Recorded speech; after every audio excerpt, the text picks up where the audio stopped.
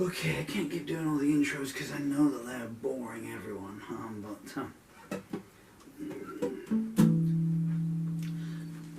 this is called Selling Gloryland by the Pound. I wrote the lyric in 1994. I'd never played the song, to the best of my knowledge, until 5 minutes ago when I did take one, put music to it. It's now 2024, and this is take two. I want to stand back.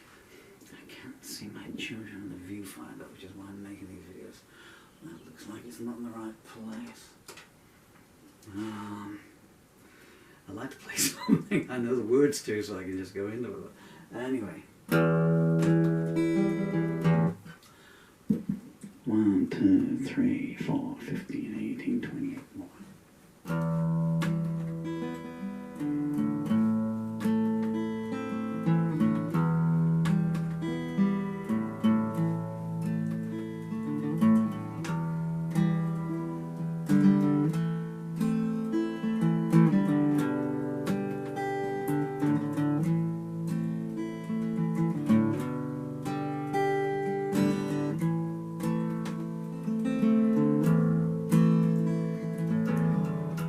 For sale signs on every door, and all the young boys are off to war. And if you listen, you can hear the poets laughing.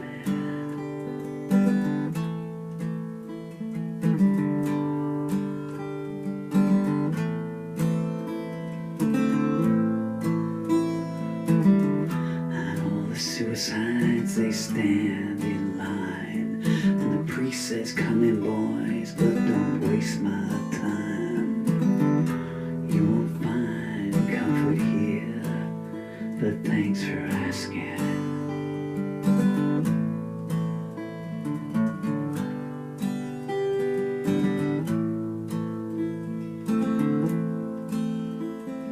There's young girls scrounging in the dirt, getting eyes from men in $50 shirts.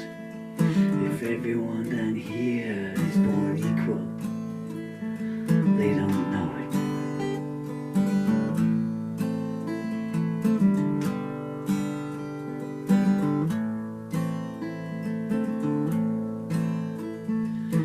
Even honesty has become corrupt, and the devil smiles, all things are looking up. If the truth still stands a chance, it doesn't show it.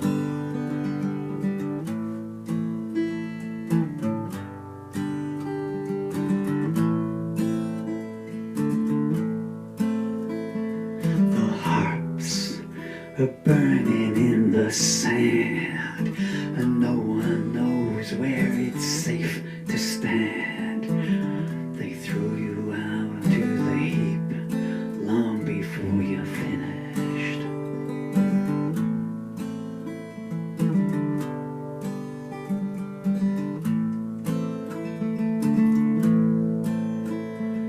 The charity suits just sneer, I've got to go. Send my secretary your portfolio. As justice stands alone, bereft and diminished.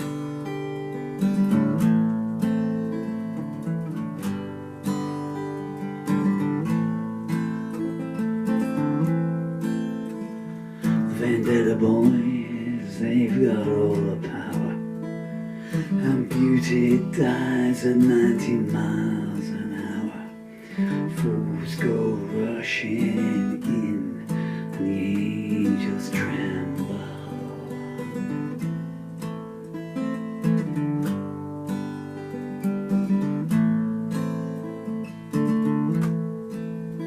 Wealth buys you better enemies. If you can't control, you can always appease. When they lay you down to die, they're none too gentle.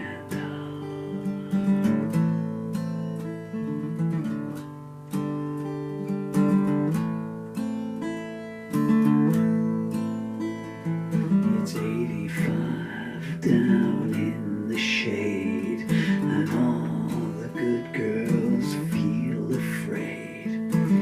They're getting lots of messages from bad actors.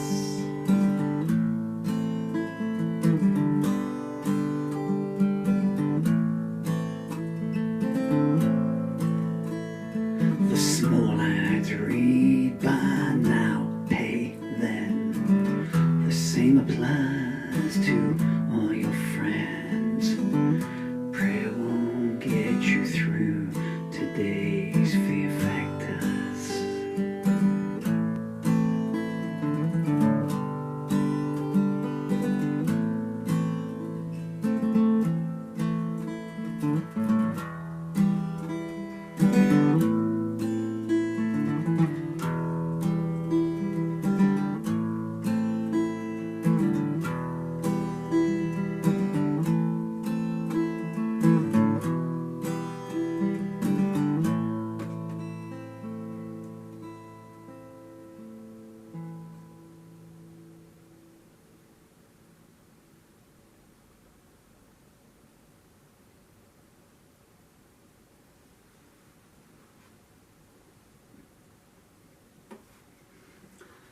Should have ended on E, but I'd taken the E down to give it a discordant kind of sound, a bit of an attention grabber. It's an old street player's trick there for all you young musicians watching this. Why is it slightly out of tune on that string there?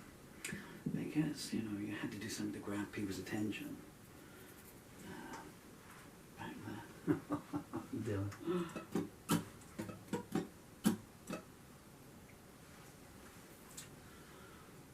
For anyone who's not Dylan and Emily, this is my beautiful children, Dylan and Emily. And this is the reason I'm making these videos, so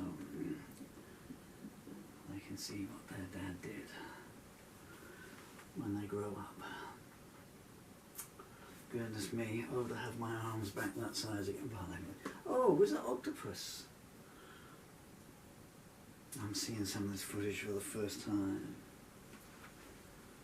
And I know you can all turn off now, really. The only way I can get my children, hopefully, any chance my children stand seeing any of the film of their childhood, for reasons detailed in several of my other songs, as Ye Sow, So Shall You Reap. I recommend you go listen to that. It's a nice song. I'm not recommending it for me. It's a powerful song to have this playing in the background. Oh, Mr. Tumble.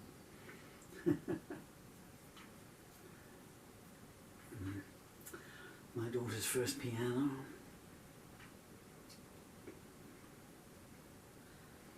That frog there, this is 11 years ago. My son is, no, 9 years ago. I want to go with this. Well, Emily has just turned 10, and I guess she's about 6 months old there. So this is 9.5 years ago. Hey, beautiful, how you doing? You're so cute.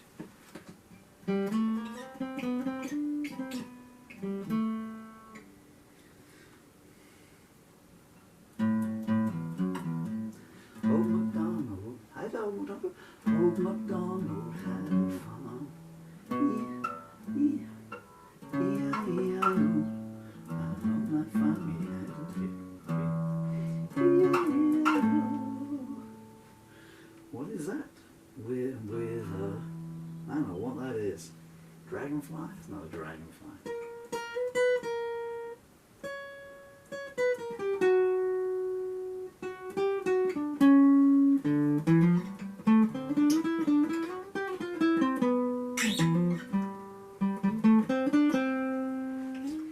Yeah, so this frog is actually sitting over there at the moment. You might see a penguin in the background. I'm talking about children, by the way, anyone watching this on YouTube or Rumble. Your penguin Dylan is over in the corner there. And then your baby swing seat sitting in the kitchen. I guess that's some kind of a monkey or something or another there. And this is still up in the loft, actually. I don't know what it might look like now. Goodness me. So my daughter was born, I'll tell the world this, my daughter was born with alopecia on her leg there. God bless you. For reasons we won't go into. And when my son was sitting there, my son is 2 years old at this point, okay? So when my son was sitting there at the bottom of the piano, and if anyone's wondering, Emily actually now plays the piano, and plays beautifully as well. Both my children are natural born musicians. This is my son's electric guitar. I bought him on his 3rd birthday. Everyone around here is sitting at the party. You know, they're giving him, you know, like colouring books and, you know, and a car, a pull-on car and everything. I come in with this huge box. We'd already opened up the main present. And what the hell?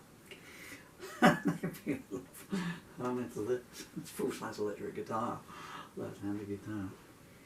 And I remember this guy, I can't remember his name, but he was sitting there and he said, well, you know, I said, I just wanted to buy him his first electric guitar.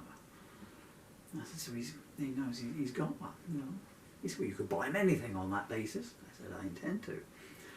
But on a sidebar, Dylan was not even born. Over in the corner there, you can't see it, there's a Jack Daniels limited edition JD001 acoustic guitar, left-handed, and Dylan wasn't even born, and I bought him that. Like 450 quid. I figured I'm left-handed. I had no idea if he's going to be left-handed or anything. But I figured I'm left-handed, so I might have that. Anyway, my beautiful daughter was born with telopays, so I bought her this mat, and it looks a bit cruel, I guess, you know, if you're seeing it, you go, wow, you know, the poor child can't reach to play the piano. But we had to get her to try and straighten her legs, build her leg muscles up, me and my son, as much as possible while I was doing it. And he'd seen me doing this. And so that's what he was doing there, sitting there. So obviously Emily's legs got tired, you know, 6 months old, you know, can't stand or anything. And I had to stroke the bottom of her legs to try and build the muscles up there, you know, so that her legs were ready, so when she could stand earlier and hopefully straighten it out, which it has done. Straightened about 80%. There is a point to this story, I promise. But then I would have to go on and do other things as well. Obviously I'm filming at the time, you know, when I'd have to cook lunch and you know, do laundry and all this kind of stuff. But Dylan, who's got obviously, you know, 2 years old, got no idea about anything. Although I would tell him, I'd speak to him all the time about it. You know. So he would take over, you know, and Emily would be lying there, and that's what he was doing there. And Dylan said, oh, please, I hope you see this somewhere down the line, just, you know, so when you two were squabbling about anything, you know, this is how wonderful your brother was to you, Emily, you know, because he would sit there and he'd go, come on, Emily, and he, as you just wanted a rest, and he'd be pulling your legs there, and then he'd be doing this so you made a sound, and you'd go back to doing it independently to build your legs up, Emily. My daughter is also an amazing poet. Do you want to hear a poem she wrote? It's called Where's the Sun Go To at Night? And I put the music to it. I don't know if I've got any harmonic. Oh, of course. I mean, I've tuned to a minor as well, haven't I? Okay, well, this is going to have some weird tunings, but this is all about the words. The words are written by this amazing lady here. 9 years old when she wrote these words. It was her school homework, school project on space. And she was on the telephone to me, and she said, I've got to do a school project on space, Dad. She said, I'm going to call it Where's the Sun Go at Night? I said, that's a nice title. And you see, come on. So you got one leg straight, Emily. Well, obviously you know what your legs look like. We had to get that leg down there. Oh, Mr. Blackster. And what was I saying? I've told this anecdote many times, but I never tired. Oh, well, I never tire out of telling it. And so Emily said, I'm gonna call it Where's the Sun Go at Night? I said, oh, good title. I'm going to do it as a poem then, she said. And when I just, back in a minute, she gets up and she goes off somewhere and comes back to the telephone. About 30 seconds later, she's got a piece of paper and a pencil. And she goes, Where's the sun go at night? I need to know, all right. And I said, well, maybe I need to know if that's all right. Scans a bit better, and the next syllables match up. Then the phone came, there's eyebrow raise, yeah. What do you know? You've only written 1,500 songs. I never know. Yeah. Oh, it wasn't that easy. But she did give me this look of, which one of us is a genius, old man, you know? And then she said, well, you can help if you like, Daddy. And I came up with the third line. I said, well, how about if it sinks into the sky's lake? Ooh, that went down. And then we came up with everything else on it. She tells me off all the time because I still sing it. Where's the sun go to at night? I need to know if that's all right. And I played her a video I'd made of the song. It's not it's not if that's all right, it's all right. I said, well, you know, just being a bit more gentle on the listener. Anyway. And that was it. I thought it was pretty amazing. You know, all the other children did their homework as per, you know. Space is big, it is black, and aliens live there. But Emily had written this poem, which is really quite allegorical, rather than hand it in. And her teacher, there's a sad denouement to this. I asked her about it once, and thankfully, I was filming the call, and so I was able to transcribe her words down, because I put music to it and recorded it. And I asked her a couple of months later, because I was getting some good feedback on YouTube, and I said, well, you know, what happened to your poem you wrote? I mean, does it stay in your folder? I said, or do you get to bring it home once it's been marked? Oh, teacher threw it in the bin, she said. I said, what? Oh, she doesn't keep the homework. I was absolutely incensed, and still am now. Peterborough Schools, that's my daughter's intellectual copyright, and you do not throw it away. Anyway, so if you want to make a donation to my daughter, please do. And if you want to send a nasty, I was going to say letter, but you youngsters, it's all text and post. If you want to say something bad about the education system in Peterborough, A, you'd be right, and B, you'd be right to do so.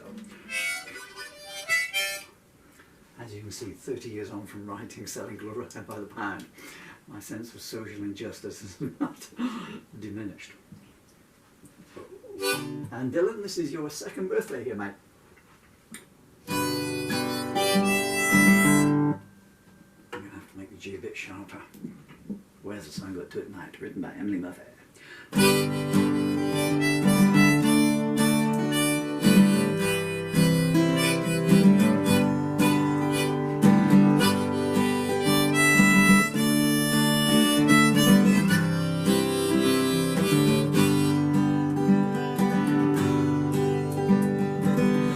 Does the sun go to at night?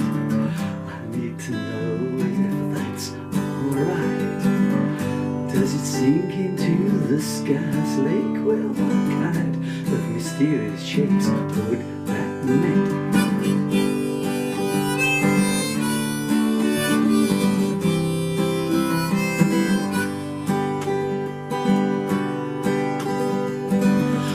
And what secrets does the sun hold?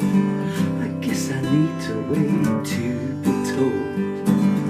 Does it turn into the moon? They say if I'm patient, I'll find